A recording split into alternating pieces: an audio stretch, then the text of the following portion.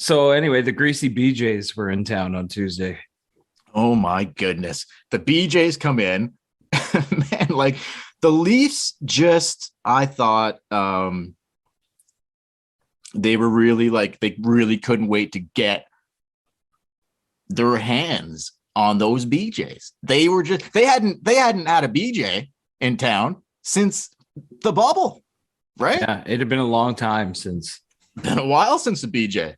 Oh, the God. BJs were in town. So yeah, you could tell the way the game started that they were looking for for those BJs. They were looking for those. Not only were they looking for those BJs, they didn't really know how to handle the BJs. They hadn't had one in so long. It's been so long. Hadn't seen them in so long. They were really hunting. And let's be honest, it was sloppy.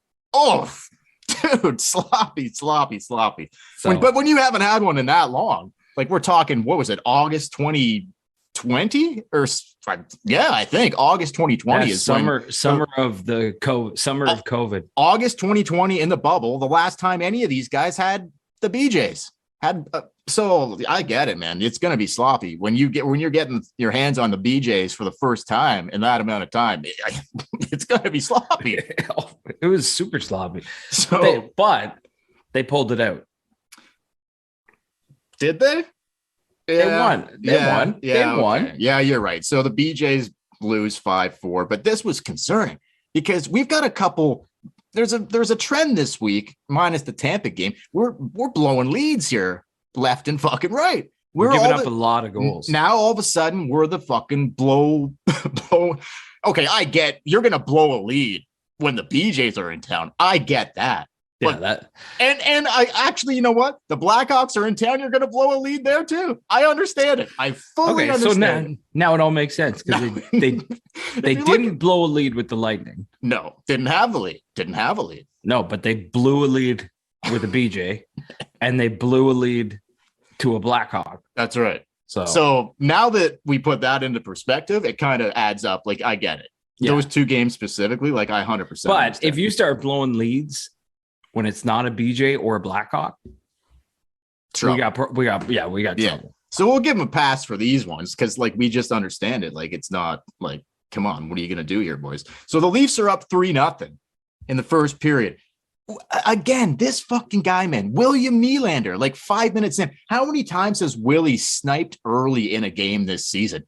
Like he's just doing it left and fucking right. Yeah. Anyway, I love seeing Willie. He's on pace for his first 40 goal season. Like I think he's on pace for 35, 36, maybe 37, but he could hit 40 goals. Oh, dude, Willie gets the first goal of the game at like around the 5 minute mark. He came out of the gates looking for the BJs. Yeah. He was like, fuck this. I'm going right after these BJs. If I had said to you before the game, which guy on the team most likely wants a BJ, you'd probably say Willie. Wouldn't you? I think so. He'd be up there. Yeah, he'd be up there. Yeah. Yeah, he would be up there. It would probably be him.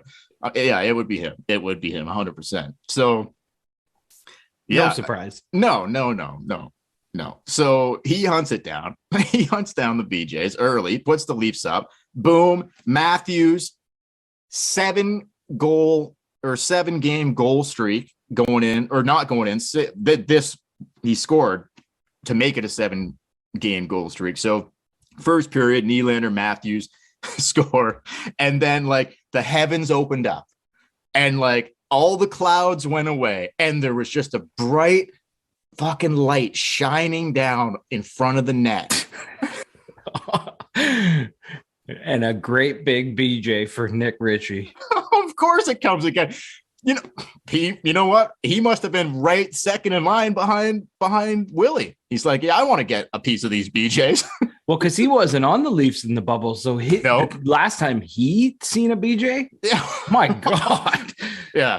It could be a long time. Oh, they might have been in the same division last year. No, he played for the Bruins last year. Yeah, were they not in with Columbus? Oh, yeah, they were. Okay, so yeah, I think they were. He had probably had tons of BJs last year. But still, it had been a little bit. So he just wanted to get it wet and see what it was all about. And he did. He was 27 games into the season. Nick Ritchie pops his first goal to make it 3-0. And everybody acted like this guy had just scored to win the cup. Oh man, it was great. And listen, we'll get into Nick Ritchie a little bit later. Stay tuned for that. Okay. Stay tuned for that. A little bit later, a little bit more on Nick Ritchie. So it's 3-0 Leafs going to the second, and Columbus scores.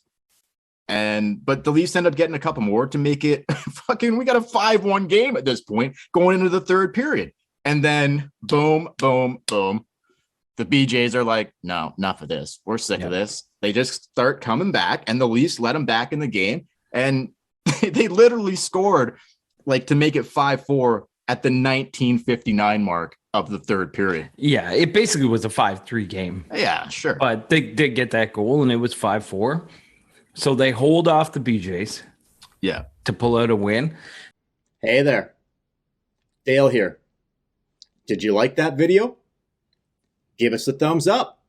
Subscribe to our YouTube channel.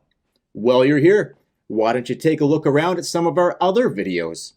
If you want to listen to the audio version of our podcast, we are available on all podcast platforms. You can check in the description below, and if you want to support our podcast, you can do so by going to our Patreon page, and you can find a link to that as well.